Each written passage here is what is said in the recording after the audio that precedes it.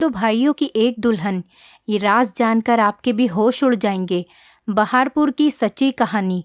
मेरा नाम रोमा है। मैं अपने माता पिता के साथ एक छोटे से गांव में रहती थी और मेरा बचपन एक डरावने सपने के जैसा था। मेरी किस्मत ने मेरे साथ एक ऐसा खेल खेला कि मैं अपनी ज़िंदगी में आगे बढ़ने के बाद भी अपने अतीत को नहीं भूल सकती थी। मेरे माता पिता कभी नहीं चाहते थे कि मेरी ज़िंदगी बर्बाद हो जाए और मैं अपने ही घर में कैदी बनकर रह जाऊं। इसलिए मेरी माँ ने मुझे सब लोगों से छुपाकर मेरी बुआ के घर भेज दिया था। उनकी भी कोई संतान नहीं थी, इसीलिए मेरी बुआ और फूफा ने मुझे अपनी सगी औलाद से भी बढ़कर समझा। मुझे पढ़ाया लिखाया और अपने पैरों पर खड़ा कर दिया। अब मैं शहर में ही एक कंपनी में जॉब कर रही थी। मैं बहुत कम बोलती थी। मुझे लोगों से ज़्यादा घुलना मिलना पसंद नहीं था। मैं सुबह को अपनी जॉब के लिए जाती और शाम को घर वापस आती थी। घर वापस आने के बाद मेरी बुआ मुझे खाना खिलाती और मेरे लिए चाय बनाती थी। फिर हम दोनों बातें करने लगते और बातें करते करते कब समय निकल जाता हमें पता ही नहीं चलता था। फिर फूफा के ऑफिस से घर आने का टाइम हो जाता। वो भी जब ऑफिस से घर आते तो मेरे लिए कुछ न कुछ लेकर ज़रूर आते थे। लेकिन मुझे जब भी अपने अतीत की याद आती तो मेरे पैरों तले से ज़मीन निकल जाती थी। लेकिन बुआ और फूफा की मोहब्बत ने मुझे अपने अतीत को भूलने पर मजबूर कर दिया था। अब मैं अपनी ज़िंदगी में आगे बढ़ने लगी थी। एक दिन हमारी कंपनी में एक नया मैनेजर आया। वो बहुत ज़्यादा हैंडसम और स्मार्ट था। ऑफिस की सारी लड़कियां उसके आगे पीछे घूमती रहती थीं, लेकिन वो किसी को भी नज़र उठाकर नहीं देखता था। एक दिन मुझे किसी काम से उस मैनेजर के केबिन में जाना पड़ा। मैंने दरवाज़ा खटखटाया। उन्होंने कहा, कौन है? अंदर आ जाइए प्लीज़। मैं घबरा गई और कहने लगी, सर मेरा नाम रोमा है। आपने मुझे ये फ़ाइल दी थी, लेकिन मुझे इसका पिछला रिकॉर्ड समझ नहीं आ रहा। क्या आप मेरी हेल्प कर देंगे? उन्होंने कहा, जी जी बिल्कुल, क्यों नहीं, मैं आपको सब कुछ समझा देता हूँ। वो फ़ाइल देखकर मुझे काम समझाने लगे और मैं उनको देखने लगी। मेरी नज़रें उनके ऊपर से हट ही नहीं रही थीं। वो सच में बहुत ज़्यादा हैंडसम थे। इतनी देर में उन्होंने चुटकी बजाकर मुझसे कहा, हेलो रोमा, आप किसके ख्यालों में गुम हो गईं? मैं अचानक से अपने ख्यालों से बाहर आई और उनसे कहने लगी, जी सर, मुझे सब कुछ समझ आ गया। आप फिक्र न करें, मैं सारा काम कंप्लीट कर दूंगी। मेरा दिल तो उस दिन से ही मैनेजर विक्रम की मोहब्बत में डूब गया, पर जैसे ही मुझे अपने अतीत की याद आती मैं डर जाती थी। मैं अपनी बुआ से अपनी हर बात शेयर करती थी। उनके अलावा मेरा कोई और नहीं था, इसीलिए वो मेरी सबसे अच्छी दोस्त भी थी। जब मैंने उन्हें सब कुछ बताया तो वो मुझे समझाने लगी, अब तुम्हारी ज़िंदगी यही है, तुम अपने अतीत को भूल जाओ और अपने जीवन में आगे बढ़ो। लेकिन मेरे कदम डगमगाने लगते थे। मुझे कुछ भी समझ नहीं आ रहा था। इसी तरह दिन गुजर रहे थे। विक्रम अब मुझ पर बहुत भरोसा करने लगे थे, क्योंकि मैं अपना काम बहुत ईमानदारी से करती थी। वो कंपनी की हर बात मेरे साथ शेयर करने लगे थे। एक दिन मैं उनके केबिन की तरफ जा रही थी। मैं उन्हें देखकर दंग रह गई। वो शायद कुछ सोच रहे थे और दिल ही दिल में मुस्कुरा रहे थे। उनको देखकर मेरी नज़र उन पर ही ठहर गई और मैं भी मुस्कुराने लगी और सोचने लगी कि काश जैसा मैं सोच रही हूँ वैसा ही हो, जो मेरे दिल में है वही इनके दिल में भी हो। मैं वहाँ खड़ी खुद से ही बातें कर रही थी। आज बुआ के यहाँ कुछ मेहमान आ रहे थे। फूफा ने अपने कुछ फ्रेंड्स को बुलाया था। इस वजह से मैं भी आज ऑफिस से जल्दी घर आ गई थी। मैंने आकर देखा तो मेरा मोबाइल नहीं था। बुआ ने मुझसे पूछा कि क्या हुआ, तुम परेशान क्यों हो? मैंने उन्हें बताया कि मेरा मोबाइल नहीं दिख रहा, तो वो मुझसे कहने लगी कि तुम कॉल करके देख लो।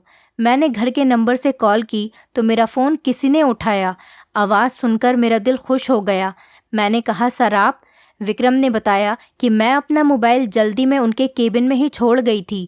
वो कहने लगे कि मैंने तुम्हारा मोबाइल अपने पास रख लिया है, तुम कल ऑफिस आओ तो ले लेना। मैंने कहा, ठीक है सर, थैंक यू। वो कहने लगे कि इसमें थैंक यू की कोई बात नहीं। अगले दिन जब मैं ऑफिस में अपना मोबाइल लेने सर के केबिन में चली गई, उन्होंने मेरे हाथ में मोबाइल के साथ साथ एक लेटर भी दिया। मैं ये देखकर घबरा गई और बिना कुछ कहे जल्दी से उनके केबिन से बाहर आ गई। बाहर आने के बाद मैं अपने काम में लग गई और सोचने लगी कि पता नहीं इस लेटर में क्या है जो उन्होंने मुझे दिया है। जैसे तैसे शाम हुई और जब मैं ऑफिस से घर आई तो मैंने कमरे में आकर वो लेटर पढ़ा। उसको पढ़ने के बाद तो मेरे पसीने छूटने लगे। मैं बहुत ज़्यादा घबरा गई थी। लेटर में तो विक्रम ने अपनी मोहब्बत का इजहार किया था। एक तरफ मुझे खुशी हो रही थी कि जैसा मैंने सोचा था वैसा ही हो रहा था, विक्रम भी मुझे पसंद करते थे, और दूसरी तरफ मुझे अपने अतीत का डर भी था। इतनी देर में बुआ वहाँ आ गईं। उन्होंने मेरे चेहरे पर परेशानी देख ली। वो मुझसे पूछने लगी, रोमा क्या हुआ, तुम कुछ दिनों से परेशान लग रही हो। मैंने उन्हें बताया कि विक्रम ने मुझे शादी के लिए प्रपोज किया है। तो वो हंसने लगी और कहने लगी कि इतनी सी बात है तो तुम घबरा क्यों रही हो। मैंने अपनी लड़खड़ाती हुई ज़बान से कहा, आपको तो पता है कि मैं शादी कैसे। उन्होंने मेरी बात बीच में ही काट दी और कहने लगी, भगवान ने तुम्हारी किस्मत खोल दी है, इतने अच्छे लड़के का रिश्ता तुम्हारे पास आया है और तुम इनकार कर रही हो। मैं तुम्हारे फूफा से बात करूंगी, वो ज़रूर इस रिश्ते के लिए मान जाएंगे। ये कहकर वो वहाँ से चली गईं। लेकिन मुझे कुछ समझ नहीं आ रहा था। एक तरफ तो मैं खुद इस बात का इंतज़ार कर रही थी कि विक्रम भी मुझे पसंद करता हो, और अब जब सब कुछ मेरी सोच के अनुसार हो रहा था तो मेरा दिल मानने को तैयार ही नहीं था। कुछ दिनों बाद विक्रम मेरा हाथ मांगने मेरे घर पर आए। उन्होंने खुद फूफा से हमारी शादी की बात की। कहने लगे कि मैं बहुत शर्मिंदा हूँ कि मुझे खुद अपनी शादी की बात करने के लिए आना पड़ा, लेकिन मैं मजबूर हूँ क्योंकि मेरे माता पिता यहाँ नहीं रहते। बुआ और फूफा को तो विक्रम इतना पसंद आया कि उन्होंने फ़ौरन शादी के लिए हाँ कर दी। लेकिन मेरे दिल में अभी भी कहीं ना कहीं एक डर छुपा हुआ था, जिस वजह से मैंने शादी के लिए मना कर दिया। लेकिन बुआ और फूफा ने मेरी कोई बात नहीं सुनी और मुझे समझाकर इस रिश्ते के लिए तैयार कर लिया। अब घर में शादी की शहनाइयाँ बज रही थीं, लेकिन मेरा दिल काँप रहा था। मैं सोच रही थी कि कहीं मेरा अतीत विक्रम के सामने आ गया तो। खैर, मैं भी शादी की चहल पहल में खो गई और अपनी मोहब्बत को अपनी किस्मत में लिखा देखकर सब कुछ भूल गई। विक्रम की मोहब्बत ने मेरे अतीत को भुला दिया था। हमारी शादी की तारीख तय हो गई। मेरी और विक्रम की इस तरह अचानक शादी हो जाएगी, मैंने कभी सोचा भी नहीं था। देखते ही देखते मेरी शादी का दिन आ गया और मैं दुल्हन बनकर विक्रम के साथ उसके घर पर आ गई। यहाँ सब कुछ मेरे सपने के जैसा था। इतने बड़े घर की मैं अकेली मालकिन थी। घर की सारी जिम्मेदारियाँ मुझ पर ही थीं। अब मुझे विक्रम के घर को संभालना था। विक्रम भी मुझ पर आंख बंद करके भरोसा करते थे। शादी की रात ही मैंने विक्रम से एक वादा लिया था और विक्रम ने भी अपनी सच्ची मोहब्बत के साथ ही आखिरी हद तक इस वादे को निभाया। मैं सोच भी नहीं सकती थी कि मेरी ज़िंदगी में एक ऐसा भी मोड़ आएगा कि विक्रम और मेरी मोहब्बत कमज़ोर पड़ जाएगी। विक्रम और मैं अपनी ज़िंदगी में बहुत खुश थे। एक रात जब हम खाना खा रहे थे तो विक्रम ने मुझसे कहा, रोमा, कंपनी की तरफ से मुझे 2 महीने की छुट्टी मिली है, हम कहीं घूमने चलते हैं। बताओ तुम कहाँ जाना पसंद करोगी। ये बात सुनकर मुझे बहुत खुशी हुई थी। मैंने कहा, विक्रम, आप सच कह रहे हैं। उन्होंने कहा, हाँ हाँ बिल्कुल। मैंने कहा, तो ठीक है, फिर हम आपके माता पिता के पास चलते हैं। मैं आज तक उनसे नहीं मिली। ये बात सुनकर विक्रम बहुत ज़्यादा खुश हुए। कहने लगे कि तुमने तो मेरा दिल जीत लिया। उन्होंने मुझे बताया कि वो गांव में रहते हैं और वो बहुत अच्छे हैं। मुझे पढ़ने लिखने का बहुत शौक़ था, इसीलिए उन्होंने बचपन में ही मुझे पढ़ने के लिए शहर भेज दिया था। मुझे भी बहुत समय हो गया उनसे मिले हुए, लेकिन मेरी उनसे फ़ोन पर बात होती रहती है। हमारी शादी के बारे में भी मैंने उन्हें फ़ोन पर ही बताया था और वो सुनकर बहुत खुश हुए और अब वो हम दोनों को देखकर बहुत खुश हो जाएंगे। मैंने पैकिंग करनी शुरू कर दी और विक्रम ने ट्रेन की टिकट करा ली। अगले दिन जब मैं उठी तो किसी ने दरवाज़ा खटखटाया। मैंने जाकर दरवाज़ा खोला तो बाहर एक आदमी खड़ा था। उसने मुझसे कहा कि ये टिकट है, विक्रम सर ने भेजी है। मैंने उससे टिकट ली और अंदर आ गई। जब मैंने वो टिकट देखी तो मेरी आंखें फटी की फटी रह गईं। मैं बहुत ज़्यादा घबराने लगी। इतनी देर में विक्रम आ गए। वो मुझे देखकर बोले कि रोमा, कहाँ गुम हो गईं? सब ठीक तो है? मैंने उनसे कहा कि हाँ, सब कुछ ठीक है। मैं अपने चेहरे से पसीना साफ करते हुए उनसे बोली, विक्रम, हम कुछ दिनों बाद नहीं चल सकते, अभी मेरी तबीयत कुछ ठीक नहीं लग रही। विक्रम मेरे लिए परेशान हो गए और मुझसे कहने लगे कि चलो हम डॉक्टर के चलते हैं। मैंने कहा कि नहीं, बस थोड़ी सी थकान महसूस हो रही है, आराम करूंगी तो ठीक हो जाऊंगी। विक्रम ने मेरे लिए चाय बनाई और मुझे दवाई दी। मैं अपने कमरे में जाकर आराम करने लगी। मैं सोच में पड़ गई थी। मेरे दिमाग में हज़ारों सवाल चल रहे थे। मैंने बुआ का नंबर लगाया तो बुआ का नंबर भी नहीं लग रहा था। अब मैं सोच रही थी कि मैं विक्रम को कैसे मना करूंगी। आखिर मैंने ही उससे कहा था कि हम तुम्हारे माता पिता से मिलने चलते हैं। फिर मैंने सोचा कि हो सकता है जैसा मैं सोच रही हूँ वैसा कुछ भी नहीं हो, ये सब मेरा वहम है। मैंने जाने के लिए पैकिंग शुरू कर दी। विक्रम बहुत ज़्यादा खुश थे, लेकिन मेरा दिल पूरे रास्ते परेशान रहा। कुछ समझ नहीं आ रहा था कि मैं विक्रम को कैसे बताऊं। ट्रेन का ये सफ़र मुझे किस मंजिल तक ले जाएगा मुझे नहीं पता था। मैं नहीं जानती थी अब ये सफ़र कहाँ ख़त्म होगा। जैसे ही ट्रेन रुकी और हम ट्रेन से उतरे, मेरी आंखों के सामने अंधेरा छा गया और मुझे चक्कर आने लगे। विक्रम ने मुझे संभाला और वहीं स्टेशन पर बैठा दिया। उसने मुझे जूस पिलाया और कहने लगे, तुम्हारी वाकई तबीयत ठीक नहीं है। मुझे तुम्हारी बात मान लेनी चाहिए थी और कुछ दिन रुक जाना चाहिए था, लेकिन फिर मुझे छुट्टी नहीं मिल पाती। मैंने कहा, ऐसी कोई बात नहीं है, मैं ठीक हूँ। मैंने बहुत मुश्किल से खुद को समझाया। मैं और विक्रम स्टेशन से गांव की तरफ चले। मेरा दिल ज़ोर ज़ोर से धड़क रहा था, मानो जैसे मेरे कदम आगे बढ़ने को तैयार ही नहीं हों। जैसे जैसे हम विक्रम के घर की तरफ जा रहे थे, मेरा दिल बहुत बेचैन हो रहा था। हम जैसे ही उसके घर के दरवाजे पर पहुँचे, डर की वजह से मेरे पसीने छूटने लगे। पता नहीं मेरी किस्मत मेरे साथ क्या खेल खेल रही थी। मुझे कुछ समझ नहीं आ रहा था। जैसे ही घर का दरवाज़ा खुला, मेरे रोंगटे खड़े हो गए। अंदर एक बूढ़ा आदमी था। वो विक्रम के पिता थे। मैंने जल्दी से अपना चेहरा कवर कर लिया और खांसने का नाटक करने लगी। विक्रम ने मुझसे पूछा कि क्या हुआ। मैंने कहा कि कुछ नहीं, असल में मुझे बचपन से ही धूल मिट्टी से एलर्जी है और यहाँ गांव में धूल मिट्टी बहुत ज़्यादा है, इसीलिए मुझे यहाँ अपना फेस कवर करके रखना पड़ेगा। विक्रम बोले, चलो ठीक है, अंदर आओ। विक्रम अपने पिता से मिलकर बहुत खुश थे। उन्होंने उसे गले लगाया और प्यार करने लगे। अंदर एक बूढ़ी औरत थी जो कि विक्रम की माँ थी। उनको देखकर भी मैं दंग रह गई। मैंने अपना फेस और अच्छे से ढक लिया। विक्रम ने सबको मेरी एलर्जी के बारे में बता दिया। विक्रम की बहन मुझे घूर घूर कर देख रही थी और मुझसे अजीब तरीके से कहने लगी कि लगता है भाभी तो बहुत ज़्यादा खूबसूरत हैं, इसी वजह से वो हमें अपना चेहरा नहीं दिखाना चाहती। इस बात पर सब लोग हंसने लगे। फिर वो कहने लगी कि मैं तो मजाक कर रही थी। फिर हम सब लोगों ने मिलकर साथ में खाना खाया। विक्रम भी सालों बाद अपने घर वालों से मिलकर बहुत खुश हो रहे थे, लेकिन मैं घबराई और सहमी हुई बैठी थी। खाने की टेबल पर सब लोग हंसी मजाक कर रहे थे। इतने में ही विक्रम ने पूछा कि राजीव कहाँ है। जब से मैं आया हूँ वो मुझे नज़र नहीं आ रहा। ये सुनकर मुझे सदमा लगा और मेरे हाथ से खाने की प्लेट छूटकर गिर गई।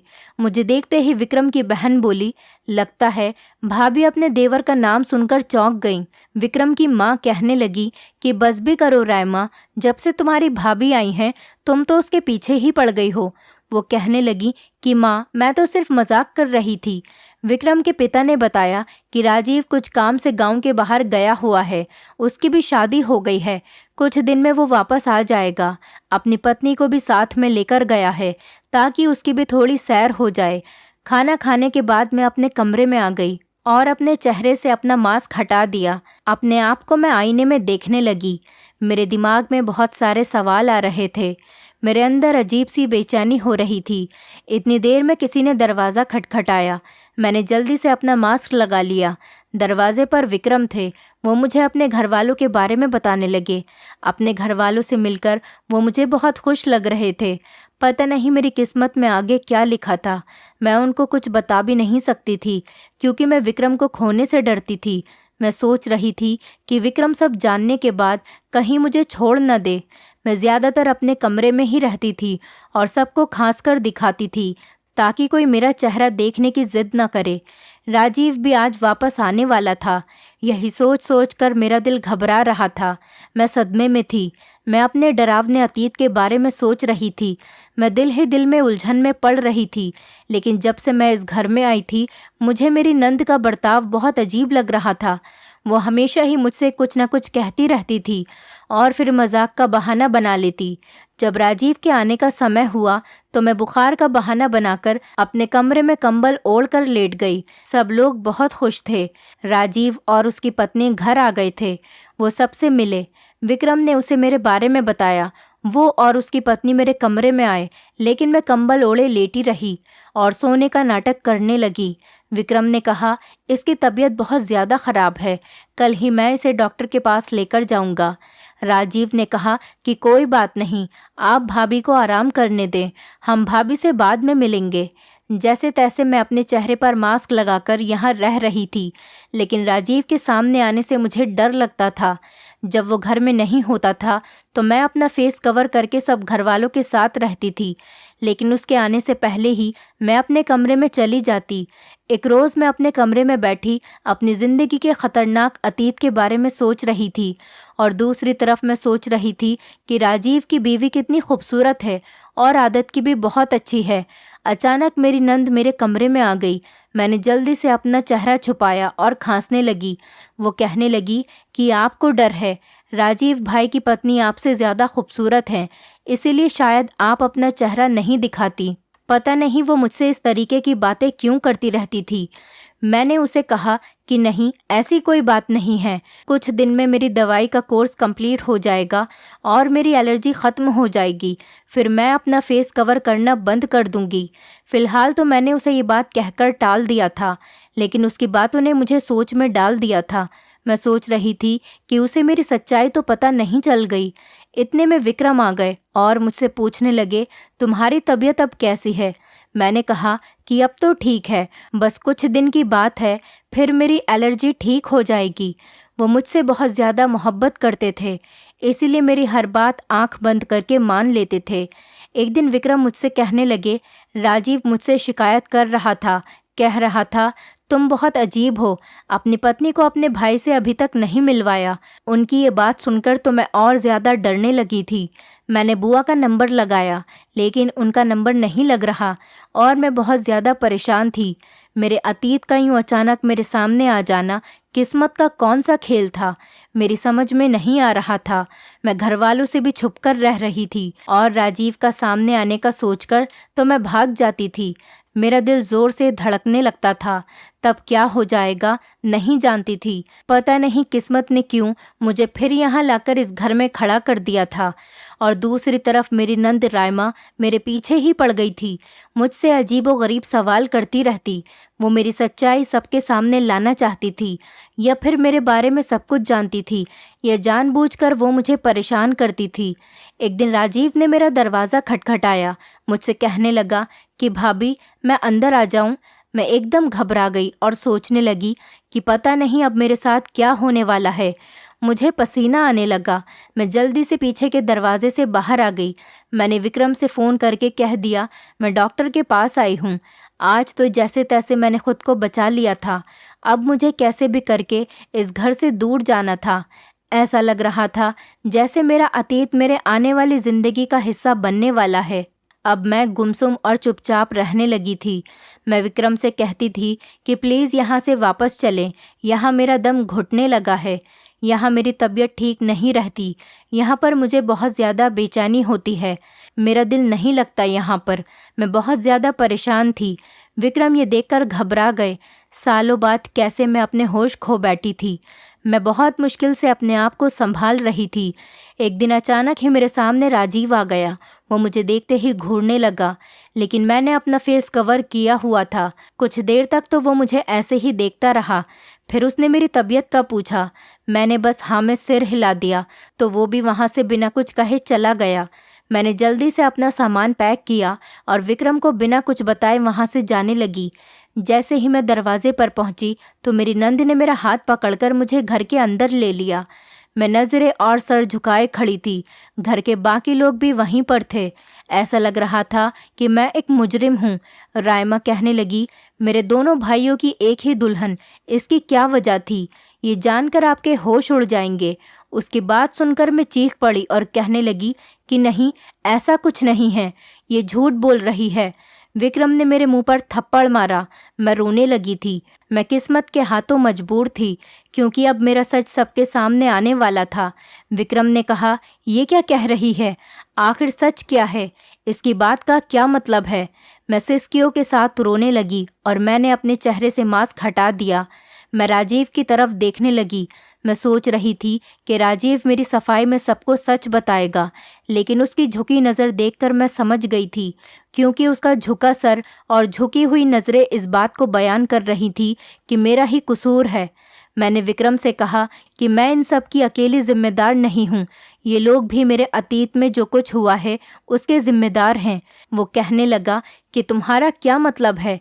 ये सब क्या कह रही हो? आखिर ये सब कुछ चल क्या रहा है? कोई मुझे सच बताएगा? वो एकदम से गुस्से में चीख पड़ा। मैं ज़ोर ज़ोर से रोने लगी और सबके आगे हाथ जोड़कर कहने लगी कि प्लीज़ आप मेरी शादी को बचा लो। मेरी गलती सिर्फ इतनी सी है कि मैंने अपने अतीत को भूलकर आगे की ज़िंदगी में कदम रखा और विक्रम से शादी कर ली। मुझे रोता बिलखता हुआ देखकर मेरी सास को मेरे ऊपर तरस आ गया। वो मेरे पास आई और मुझे गले लगाकर दिलासा देने लगी और विक्रम को मेरी सास सारा सच बताने लगी और कहने लगी कि ये लड़की सच कह रही है।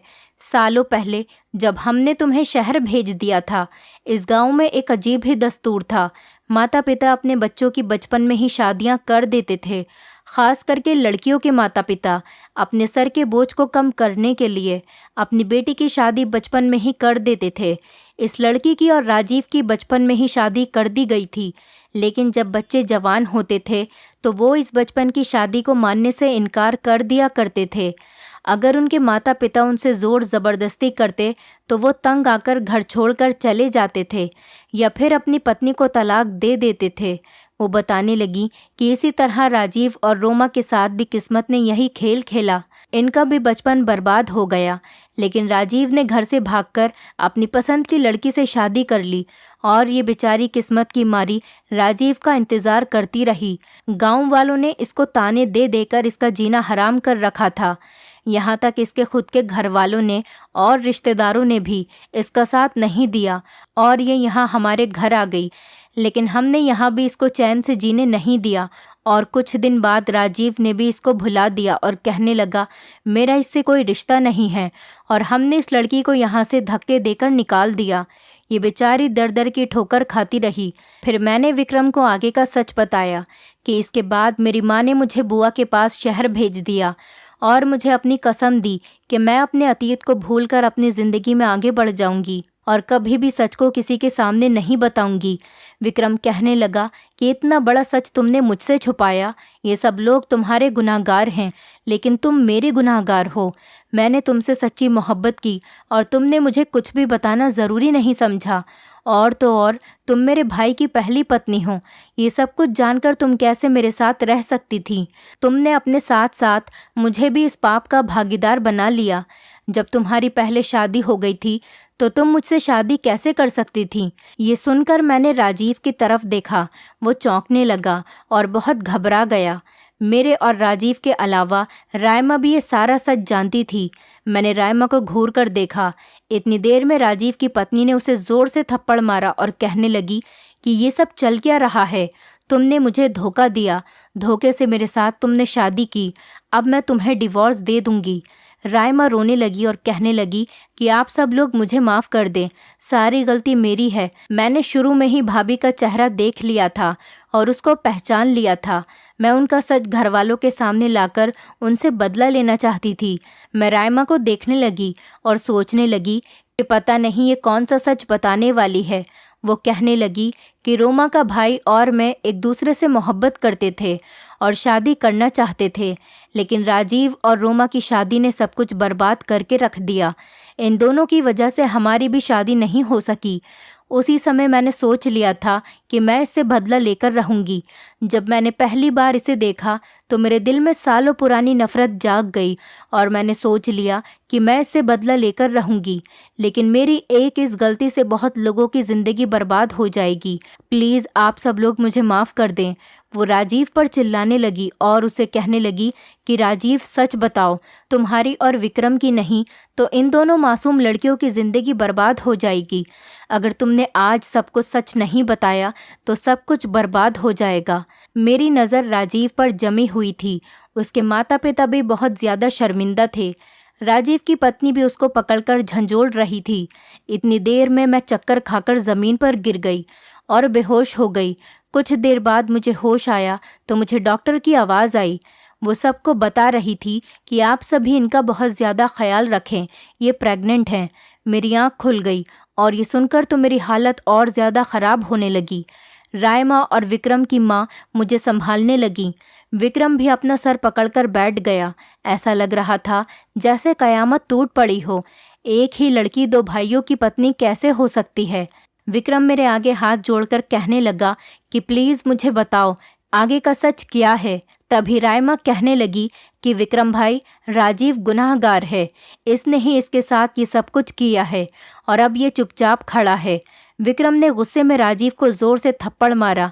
राजीव ज़मीन पर गिर गया और विक्रम के पैर पकड़कर माफ़ी मांगने लगा और कहने लगा कि मैं ही रोमा का गुनाहगार हूँ। उसने बताया कि सालों पहले जब मैंने अपनी दूसरी शादी करने का सोचा था, उसी समय मैंने इसको डिवोर्स पेपर भिजवा दिए थे।